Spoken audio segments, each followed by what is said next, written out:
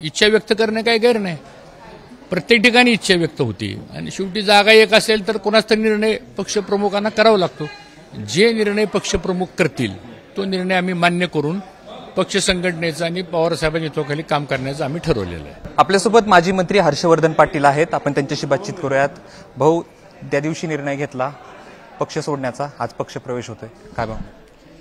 नाही, आज मनापासून आनंद आहे की शेवटी ज्या मतदारसंघामध्ये आपण पिढ्यानपिढ्या राहतो, ज्या मतदारसंघातले सर्वसामान्य कार्यकर्ते कुठलीही अपेक्षा न बाळगता आपल्याबरोबर ठाम उभं राहतात आणि मग त्या कार्यकर्त्यांची जी मागणी असते किंवा जनतेतून जो आवाज उठतो त्या प्रवाहामध्ये राहणं ही मला वाटतं लोकशाहीमध्ये महत्त्वाची बाब आहे.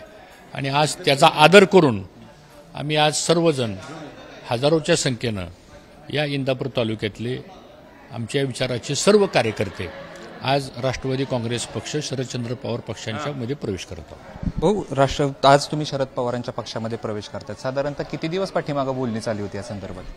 नाही, आता असं आहे, अशी काही कुठली बोलणी वगैरे चाललेली नव्हती.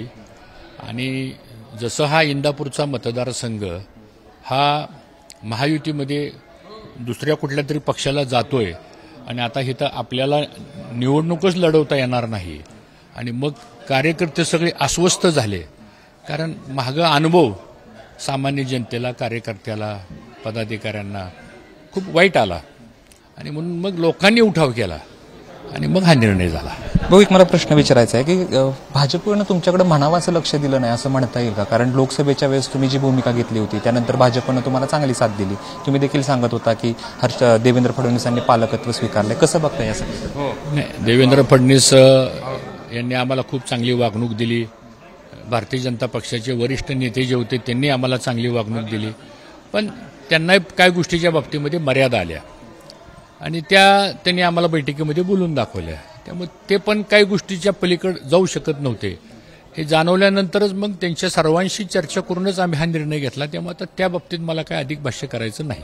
ठीक आहे, तुम्ही नवीन पक्षात चाललेला. एक शेवटचा प्रश्न विचारतो की जे जुने पक्ष आहेत, म्हणजे जुने कार्यकर्ते आहेत, त्यांच्याबद्दल थोडीशी नाराजी आहे. कारण 6-7 उमेदवार होते, ते काही दिवसापूर्वी शरद पवारांना भेटले होते, आयात उमेदवाराला संधी देऊ नका असं म्हटले होते आणि आज अखेर तुमचा पक्ष प्रवेश होतोय, कसं? नाही, या सगळ्या गोष्टींच्या बाबतीतला निर्णय, आढावा, चर्चा हे आमच्या पक्षाचे जे वरिष्ठ असतील ते घेतात. त्यामुळे त्याच्याबद्दल काय आज भाष्य करण्याची गरज आहे असं मला वाटत नाही. साहजिकच आहे, लोकशाहीमध्ये प्रत्येकाची इच्छा असते, प्रत्येकजण इच्छा व्यक्त करतो.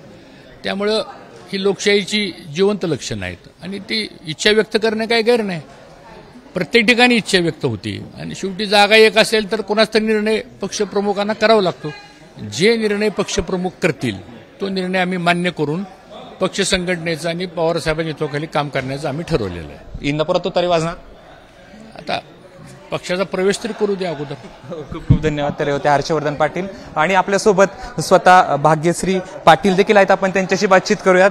ठीक आहे, ते बोलायला नाही म्हणतात आहे. तर मोठ्या संख्येनं उत्साहाचं वातावरण आहे आणि या ठिकाणी जे आहे ते कार्यकर्ते जे आहेत ते पुढच्या काही वेळामध्ये जो आहे तो हर्षवर्धन पाटलांसह त्यांच्या कार्यकर्त्यांचा प्रवेश जो आहे तो राष्ट्रवादी काँग्रेस शरदचंद्र पवार पक्षात होईल.